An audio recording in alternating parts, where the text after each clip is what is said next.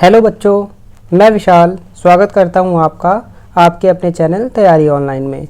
बच्चों, आज की वीडियो में हम सामाजिक विज्ञान की वर्कशीट नंबर 39 करेंगे, जिसका टॉपिक है राष्ट्रीय अर्थव्यवस्था की जीवन रेखाएं। बच्चों, मैं आपको बता दूं कि इससे पहले की वीडियो में हमने राष्ट्रीय अर्थव्यवस्थाएं की जीवन रेखाओं में सड़क परिवहन, रेल परिवहन और वायु परिवहन के बारे में हमने चर्चा की है। तो आज के वीडियो में जो हमारा टॉपिक रहेगा वो रहेगा पाइपलाइन द्वारा परिवहन, यानी आज हम पाइपलाइन पर फोकस करेंगे कि ये किस प्रकार से राष्ट्रीय अर्थव्यवस्थाएं की जो जीवन रेखाएं हैं या राष्ट्रीय अर्थव्यवस्था में हमारा सपोर्ट करती है। तो चलिए देखते हैं क्या लिखा है। भारत के परिवहन मानचित्र पर पाइपलाइन एक नया परिवहन साधन है।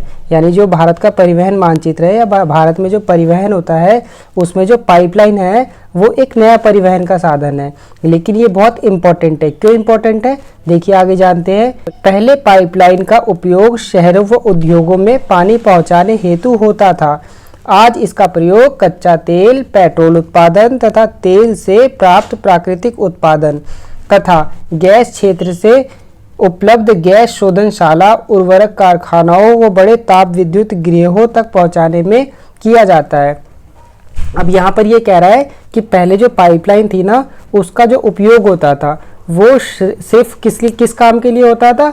शहरों में घरों तक पानी पहुंचाने हेतु होता था ना। आप भी देखोगे कि आपके घरों में पानी कहाँ से आता है, तो पाइपलाइनों के द्वारा आता है। लेकिन आज इसका उपयोग कहाँ होता है? आज इसका उपयोग कच्चा तेल, पेट्रोल तथा तेल से प्राप्त प्राकृतिक उत्पादन तथा गैस को एक जगह से दूसरे जगह पर पहुंचाने में किया जाता है। इसमें उर्वरक भी आते हैं तथा बड़े ताप विद्युत गृहों पर जो पेट्रोलियम पदार्थ होते हैं उनको पहुंचाने में किया जाता है। आगे देखिए क्या कह रहा है। ठोस पदार्थों को तरल अवस्था में परिवर्तित कर पाइपलाइनों द्वारा ले जाया जाता है। और ठोस पदार्थ को पाइपलाइनों द्वारा कैसे पहुंचाया जाता है? इनको क्या करते हैं, तरल अवस्था या द्रव्य अवस्था में परिवर्तित करके इनको पाइपलाइनों द्वारा एक जगह से दूसरी जगह पर पहुंचाया जाता है।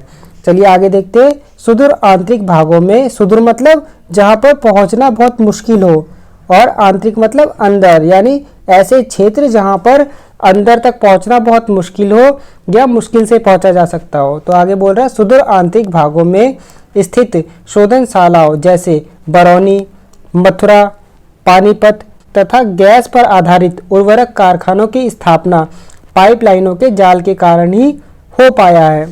अब यहाँ पर कह रहा है कि जो शोधशालाएं हैं ना, या जो ऐसे कारखाने हैं जो बरौनी, मथुरा, पानीपत में स्थापित हो पाए हैं, ये ऐसे कारखाने हैं जहाँ पर इनके आसपास जो हमें कच्चा माल चाहिए होता है या हमें जो साधन का उर्वरक बनाने के लिए चाहिए होते हैं वो यहाँ पर उपलब्ध नहीं है। लेकिन फिर भी यहाँ पर जो है कारखाने उर्वरक बनाने के आसानी से लगाए जा चुके हैं। तो कैसे लगाए गए हैं? तो पाइपलाइनों के द्वारा यहाँ पर कच्चा माल आसानी से पहुँचाया जाता है। जो कारखाने हैं ये काम करते हैं। आगे देखिए, पाइपलाइन बिछाने की प्रारंभिक लागत अधिक है। अब कह रहा है कि पाइपलाइन बिछाने में जो पहले पैसे लगते हैं ना, वो बहुत ज़्यादा लगते हैं, लेकिन इसको चलाने में जो लागत लगती है वो न्यूनतम लगती है।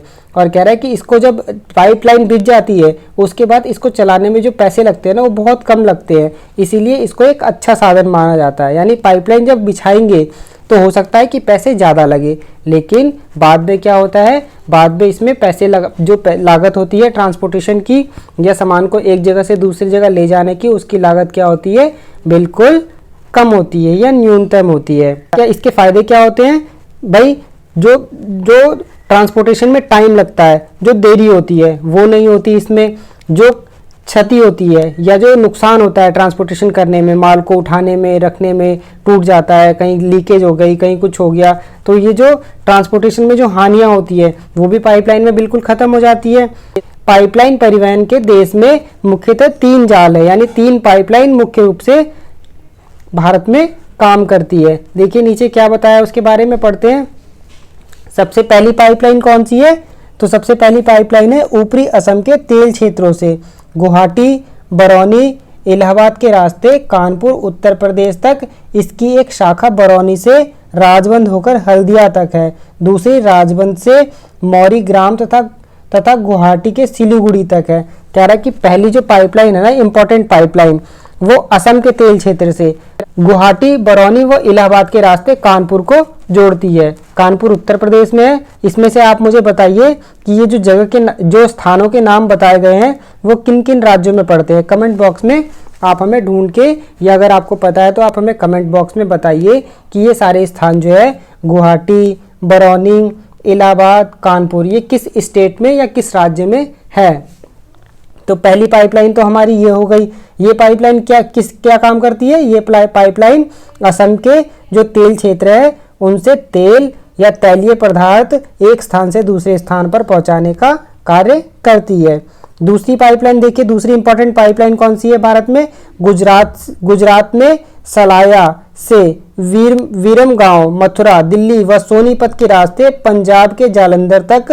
अन्य शाखा बड़ोदरा के निकट कोयली को चक्सू व अन्य स्थानों से जोड़ती है। जो दूसरी पाइपलाइन है गुजरात से चलती है। कहाँ से? गुजरात में सलाया से कहाँ चलती है?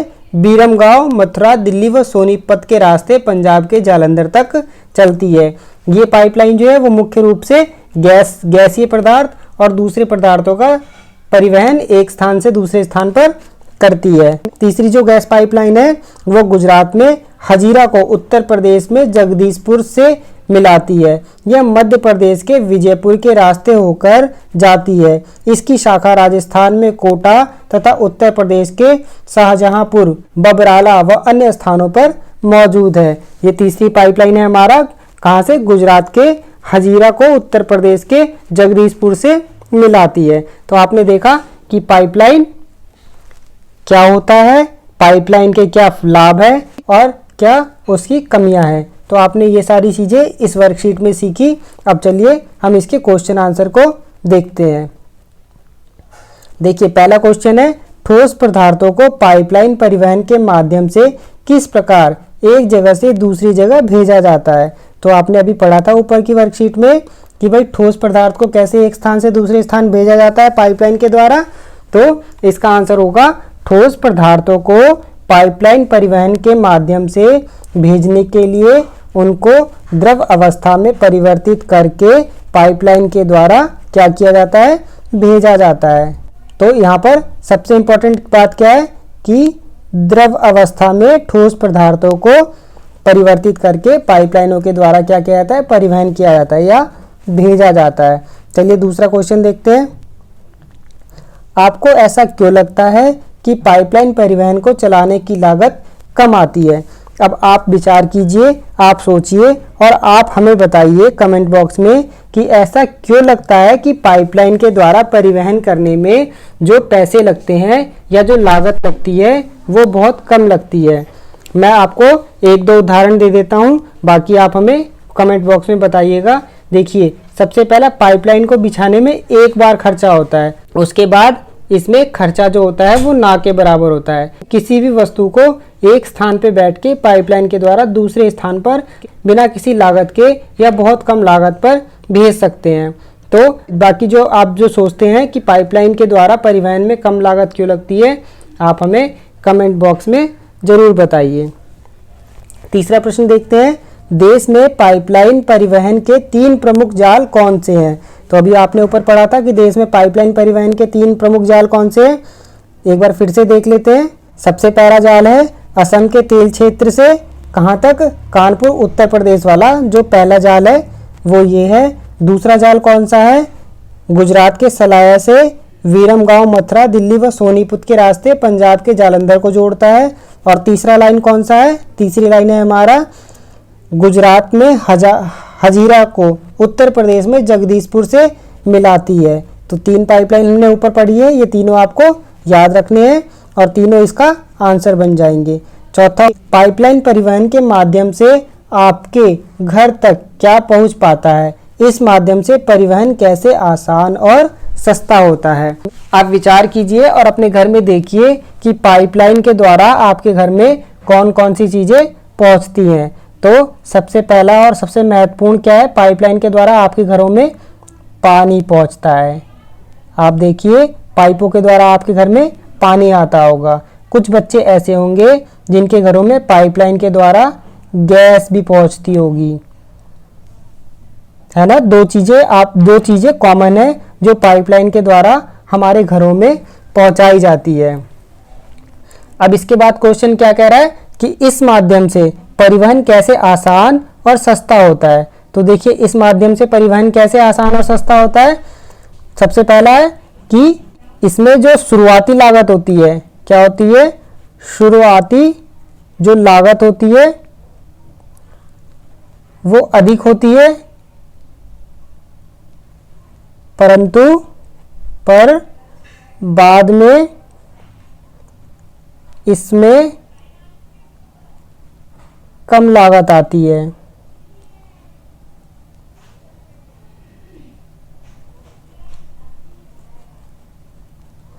दूसरा पॉइंट क्या हो जाएगा कि इससे वस्तुओं की चोरी पर रोक लगती है। अगर पाइपलाइन से आपके घर में गैस आ रही है तो कोई उसको बीच में चोरी या कम नहीं कर पाएगा उसको। तीसरा फायदा क्या होता है कि पाइपलाइन के द्वारा वस्तुओं का नुकसान कम होता है। क्या होता है, वस्तुओं का नुकसान या जो बर्बादी होती है, जो टूट फूट होती है, वो नहीं होती है। इसीलिए पाइपलाइन जो है वो आसान है। चौथा, पाइपलाइन के द्वारा वस्तुओं को एक जगह से दूसरी जगह पर पहुंचाने में जो समय लगता है वो क्या है, बहुत कम लगता है। इसीलिए पाइपलाइन को सस्ता साधन भी माना जाता है। तो बच्चों, आज के वीडियो में आपने देखा कि राष्ट्रीय अर्थव्यवस्था की जीवन रेखाओं में पाइपलाइन का क्या महत्व है, पाइपलाइन के क्या लाभ है, क्या उसके नुकसान है और कौन सी 3 प्रमुख पाइपलाइनें भारत में अभी कार्य कर रही हैं। तो आज के वीडियो में बस इतना ही। अगर आपको हमारा वीडियो पसंद आया हो तो वीडियो को लाइक और हमें सपोर्ट करने के लिए चैनल को सब्सक्राइब और अपने दोस्तों के साथ शेयर करना बिल्कुल भी ना भूलें। चलिए मिलते हैं अगले वीडियो में। तब तक आप सभी बच्चे अपना ध्यान रखिए, घर में रहिए और स्वस्थ रहिए।